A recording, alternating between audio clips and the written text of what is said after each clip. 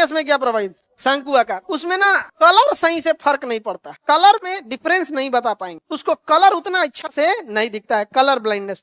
और सबसे खराबी जानते हैं कलर ब्लाइंडनेस में क्या है, ग्रीन कलर रेड दिखने लगता है, ग्रीन कलर रेड दिखने, ये उतना खतरा नहीं है। मान के चलिए सिग्नल में ग्रीन है, जाओ आप रुकल हैं, तो उतना खतरा नहीं है।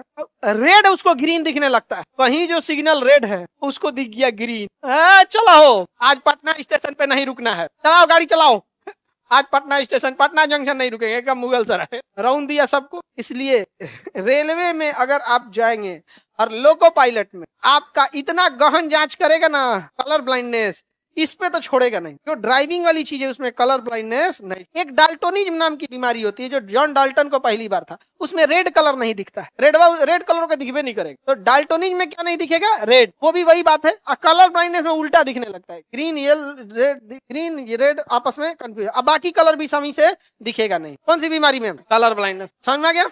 रतौंधी में शंकुआकार या बेलनाकार, बेलनाकार कलर नहीं डिसाइड करता है, शंकुआकार कलर डिसाइड करता है। तो इसकी जांच होती है इसिहिरा चार्ट पेपर से। कैसे जांच होती है, इसिहिरा चार्ट पेपर से जांच होते हैं। इसिहिरा चार्ट पेपर से क्या होगा, जांच होगा। आप लोग भी अपना जांच कर सकते हैं कलर ब्लाइंडनेस है या नहीं है, क्योंकि कलर ब्लाइंडनेस रहेगा तो आपको इसमें रंगे नहीं दिखेगा। देखिए ध्यान से, ये है इसिहिरा चार्ट पेपर। अरे बाबू हल्ला नहीं करो। इसिहिरा चार्ट पेपर जो होता है वो सुनो ध्यान से, इसमें 45 लिखा है, 45 लिखा है, आपको क्लियर दिखता होगा। 5 से उतना समझ में नहीं आता है, क्योंकि भाई किताब के शकल का तो यह नहीं, इतना बड़का है। इसमें करता क्या है, जैसे यहाँ लिख दिया है 45 ना, तो इसमें क्या किया जाता है इसिहिरा चार्ट पेपर में कि जो 45 लिखना है वो किसी एक कलर से लिख देगा मिक्स करके, ठीक है, उसी से मिलता जुलता अलग अगल बगल में से कलर छिड़क देगा। इसी को देख के बना है क्यूआर कोड। इसिहिरा चार्ट पेपर से ही क्या बना है, क्यूआर कोड। आजकल क्यूआर कोड नहीं आता है, छिड़क दिया है वहां पे, दिखा दीजिए, इसे क्यूआर कोड है, इसिहिरा चार्ट पेपर होता है। तो अगल बगल में उसी से मिलता जुलता कलर दे देगा। अब समझो जिसको कलर ब्लाइंडनेस है उसको अगल बगल और जो नंबरिंग वाला है उस सब एक ही टाइप का दिखने लगेगा, क्योंकि उसकी शंकुआकार कोशिकाएं उतनी एक्टिव नहीं है, तो अंतरे समझ में नहीं आएगा। बताइए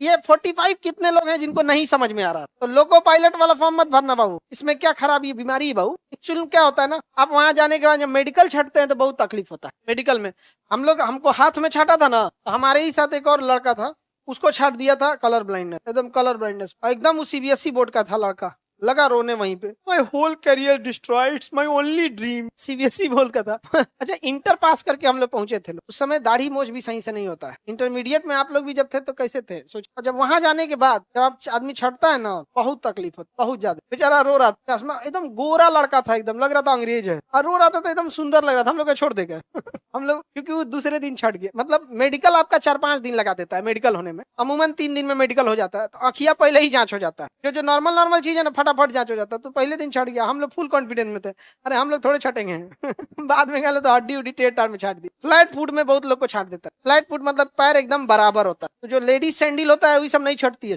वैसे वाला सैंडल हो नहीं लड़की पहनती है सब, हील वाला, हाँ हील सैंडिंग ऐसा हील वाला से जिसकी लड़की सब कानी उंगली कचारी सब कट के धंस जाएगा जमीन में तो यहाँ पे कौन सा अक्षर है। ऐसे कितने बच्चे हैं जिनको ये नहीं दिखा, इसको बताना लो बाबू, इसको 74 है, 74 समझ में आ गया कि नहीं। यहाँ उतना नहीं समझ में इसलिए आता है कि हमारा मुंडी से बढ़ तो ही है, तो आँखिया को 4 बार घुमा के देखना पड़ता है, तब बड़का कौन किताब ले ले, तब आदमी को तो दूर से देखना होता। अगर ये नहीं 71 लिखा है, एक तो देखो रौनक शाह 71 लिखा है, इसमें कहीं 71 नहीं है बाबू, डाउट है तुमको, समझ में गया। ये कितना है, तो ये 42, 6, 3, 45, समझ में गया। इस चार्ट पेपर को कहते हैं इसिहिरा चार्ट पेपर। इसिहिरा चार्ट पेपर, इसिहिरा चार्ट पेपर जाइएगा ना, तो जो मेडिकल जब जांच करने जाइएगा तो ये 1-2 को नहीं दिखाएगा, डायरी लिए रहेगा इसका खूब सारा, और एक बार में एक ही तो दिखाता है। जैसे यहाँ में एक बार में कई तो दिखा दिए ना, वो अमूमन एक बार में एक दिखाएगा, या आगे जैसे जैसे पेज पलटेगा तो मल्टीपल्स आएगा,